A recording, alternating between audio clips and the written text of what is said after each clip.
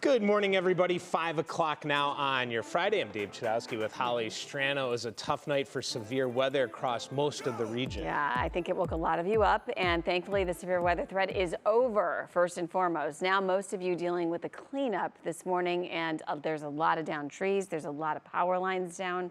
In fact, right now, over 240,000 FirstEnergy customers are without power. You can see here just how many areas were affected. The worst counties include Cuyahoga, Geauga, Lake, Lorain, Portage, and Summit. And just in this morning, we have learned that Mentor schools are closed today, Berkshire Local are closed, and I'm sure more will follow suit there. I would think, and I would assume it's because of no power, in those districts. So we'll keep you updated, and here's the good news as we take a look at radar. Boy, it's quiet. What a difference a few hours makes. And we knew that this was going to be different than yesterday. If you remember, we talked about it. We'd have that line of storms moving through, and then we'd be done. And that's exactly the case. So a leftover little sprinkle or shower, sure. But outside of that, we are done with severe weather and looking at just some sprinkles, west-east suburbs, more steady rain still, but it's pretty far inland right now through Tuscarawas County. New information within just the past few minutes, the flood watch that was in place has been canceled for most of you. So there are still some flooding concerns, mainly outside of Northeast Ohio, but this was supposed to go till 8 a.m. So this is another really good indication that we are in the clear, so to speak, because the National Weather Service went ahead and canceled that. As we go back in time, you can see the storms that were present just literally hours ago, and a very, very active weather night and early morning, depending on how you look at that. Temperatures, they're around 70 degrees, so it is still extremely sticky and muggy. Dew points are well into the 60s, but we're going to see a big shift as winds will become northwest throughout the day, and over the next few hours, we're going to see more cloud cover than not, but there will be gradual clearing as we head through this Friday. And by gradual, I mean have your patience. At least we'll be looking at dry weather for cleanup and things that have to get done today in lieu of all the storms. But it is going to be one of those scenarios where it probably won't be till late day that a lot of you end up seeing some sunshine, but we'll get there. We really will. We're going to take a look at your drive right now because there's plenty to talk about there. And we'll start with weather on top of the traffic maps. Now, normal drive times, obviously, if you do encounter any standing water, I'm going to say this first and foremost, just because of what happened yesterday, you don't attempt to go into that. Power lines down, same thing. Stay away. We're seeing the rain, especially inland, as I mentioned. So if you're traveling along 77 into New Philadelphia, roads will be wet. As far as some other things going on, there's a lot of it. In Mentor, Hopkins Road between State Route 20 and Chillicothe Road.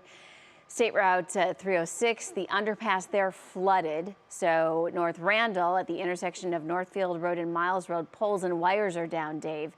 And then in Medina County, State Route 3 at Wilbur Road is closed due to utility lines down. So this is what we're going to be dealing with. Yeah, what a mess. Saw workers driving in this morning all over the place.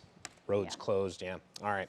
Holly, thank you. New video in overnight from Lake County. This is a look at a tree that fell onto power lines on Pleasant Valley Road in Willoughby Hills. Right now, about 2,000 people in Willoughby Hills are without power, and because of the bad weather, FirstEnergy does not have an estimated restoration time. And more than half of Geauga County's FirstEnergy customers are in the dark right now. Our crew saw much of the same kind of thing through Geauga County, where there were a lot of reports of trees and power lines down near the Munson and Chardon areas. Cleveland also impacted by these severe storms and high winds, including a downtown church. Calvary Baptist Church had parts of its roof ripped off from the high winds.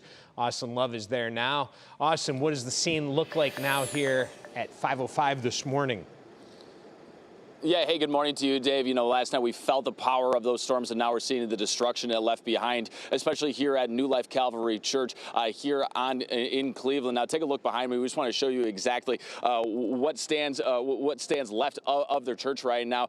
So first and foremost, you can see the roof got completely ripped off there. Part of the wall there as well, part of that steeple got ripped off. You're literally taking a look. That white part is taking literally a look right inside the church. Right below it, you can see where some of that brick fell. well, and where some of that wall remains over here. But that's just part of the debris that we're seeing here this morning. As we were talking about, 75-mile-an-hour winds. So that wind blew a portion of that roof over here, taking out a power line, and you can just see how much debris and rubble is left from this, taking down one of those power lines, completely crossing this street right here on 79th. And currently, we're keeping our distance right now. You can see that Cleveland police over here as well that have blocked off this entire street before, until someone's able to be here, because currently these power lines are still hot right now.